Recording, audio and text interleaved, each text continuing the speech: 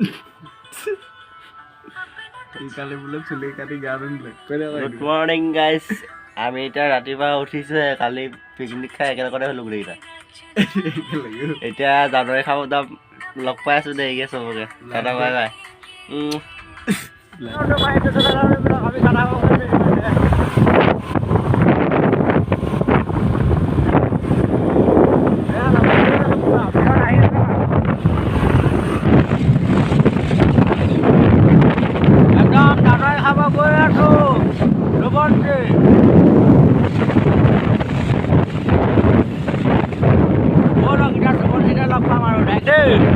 Hello guys, finally আমি পাই গ'লে খানা খোৱা জগা